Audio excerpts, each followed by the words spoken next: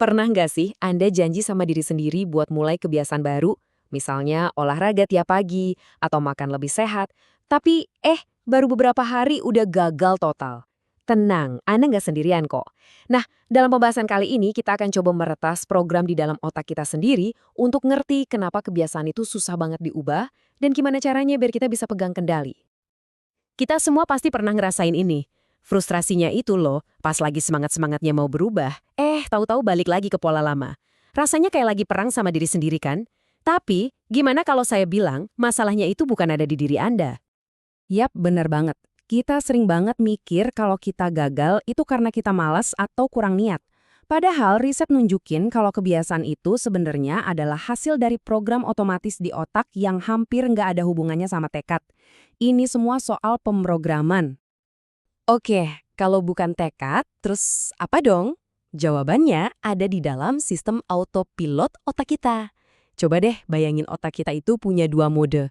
Milik mobil lah, yang bisa kita setir secara manual, atau bisa juga kita biarin jalan sendiri pakai mode otomatis. Nah, di satu sisi kita punya korteks prefrontal. Ini ibarat CEO di otak kita. Bagian inilah yang mikir, bikin keputusan sadar, mecahin masalah, dan ngerencanain masa depan. Tapi kerjanya itu boros energi banget. Makanya buat hemat tenaga, otak kita pinter. Tugas-tugas rutin itu didelegasikan ke ganglia basal alias si autopilot. Bagian ini yang ngejalanin program-program yang udah dipelajari tanpa kita perlu mikir lagi. Contohnya, nyetir pulang ke rumah, kadang-kadang kita sampai nggak sadar udah di depan pagar kan? Nah, itu kerjaan si autopilot. Dan ternyata si autopilot ini nggak kerja sembarangan loh. Dia itu ngikutin sebuah program yang simple banget tapi luar biasa kuat yang kita sebut sebagai lingkaran kebiasaan. Inilah cetak biru di balik setiap kebiasaan yang kita punya, mau itu baik ataupun buruk. Yuk kita bedah satu-satu. Pertama ada yang namanya pemicu. Ini bisa waktu, tempat, atau perasaan yang kasih sinyal ke otak, "Wey, jalanin program ngemil sore sekarang." Kedua ada rutinitas, yaitu aksinya itu sendiri, misalnya jalan ke dapur terus ngambil kue. Dan yang ketiga, ganjaran, rasa manis dan ledakan energi dari gula yang bikin otak kita bilang, "Wah enak nih, besok kita ulangi lagi ya." Lingkaran inilah yang mengunci kebiasaan itu di otak kita. Oke, sekarang kita udah tahu nih programnya kayak gimana. Terus cara ngubahnya gimana? Nah, disinilah kita masuk ke bagian kedua, meretas lingkaran itu sendiri. Kuncinya itu bukan ngelawan sistem otak kita, tapi justru kerja bareng sama sistem itu. Dan ini nih, poin yang paling penting banget. Anda nggak bisa gitu aja menghapus kebiasaan buruk. Itu sama aja kayak nyoba menghapus program yang udah terinstal di komputer. Susah banget. Tapi, yang bisa Anda lakukan adalah mengubahnya dengan menimpa program lama dengan program yang baru. Gini caranya. Pemicunya tetap sama. Misalnya pemicu jam 3 sore yang bikin pengen ngemil. Ganjaran yang dicari juga tetap sama. Misalnya rasa puas atau istirahat sejenak dari kerjaan. Yang kita ubah cuma bagian tengahnya aja, rutinitasnya.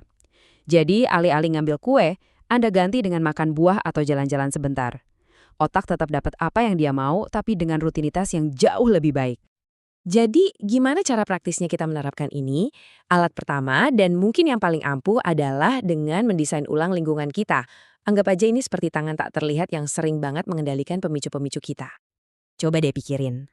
Seringnya, pemicu itu datang dari lingkungan sekitar kita. Cemilan yang kelihatan jelas di atas meja, atau remote TV yang gampang banget dijangkau dari sofa. Semua ini tuh isyarat visual yang langsung mengaktifkan autopilot kita. Jadi, kalau kita mau ubah perilaku, ya kita harus ubah dulu pemicu di sekitar kita.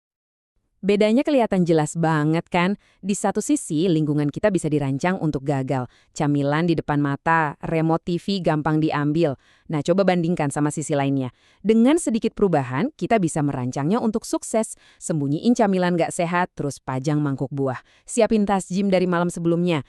Intinya, bikin kebiasaan buruk jadi susah dan kebiasaan baik jadi gampang banget buat dilakuin. Oke, selain mengubah lingkungan fisik, ada lagi nih alat kedua yang gak kalah saktinya, mengubah lingkungan mental kita. Caranya adalah dengan mengotomatisasi keputusan kita, pakai yang namanya rencana jika maka. Teknik ini simple banget. Intinya, Anda memutuskan dari awal gimana Anda akan bereaksi terhadap sebuah pemicu.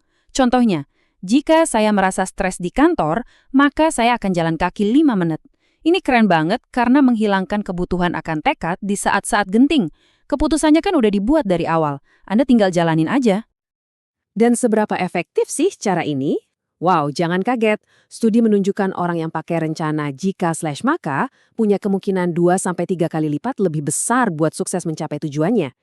Ini benar-benar sebuah retasan mental yang ampuh karena kita ngomong pakai bahasa yang dimengerti otak. Sebab akibat yang jelas. Kita udah punya alatnya, mendesain lingkungan dan rencana jika atau maka, tapi ada satu kunci terakhir, sebuah perubahan cara pikir yang menyatukan semuanya, yaitu fokus pada prosesnya, bukan cuma pada hasilnya. Ini adalah sebuah kebenaran yang sering kita lupakan, tujuan baru itu nggak akan menghasilkan apa-apa. Gaya hidup barulah yang akan memberikan hasil. Keinginan jadi bugar itu kan abstrak, beda sama ritual pakai sepatu lari setiap pagi. Itu nyata dan bisa dilakukan. Hasil itu cuma produk sampingan dari ritual harian yang kita lakukan secara konsisten. Oke, jadi apa aja nih poin-poin penting yang harus kita bawa pulang? Pertama, ini bukan soal tekad, tapi soal program di otak kita.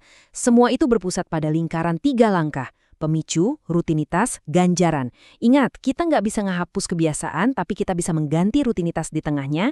Caranya, rancang lingkungan Anda biar mendukung kesuksesan, dan pakai rencana jika maka buat mengotomatiskan pilihan-pilihan yang baik. Dan yang paling penting, geser fokus Anda dari hasil akhir yang besar ke ritual-ritual kecil yang bisa Anda lakukan setiap hari. Saya mau tutup sesi ini dengan satu pertanyaan buat Anda. Perubahan besar itu nggak dimulai dengan lompatan raksasa, tapi dengan satu langkah kecil. Mungkin itu cuma baca satu halaman buku, jalan kaki 5 menit, atau sesimpel menaruh buah di meja Anda. Jadi, apa satu ritual paling kecil yang akan Anda mulai hari ini?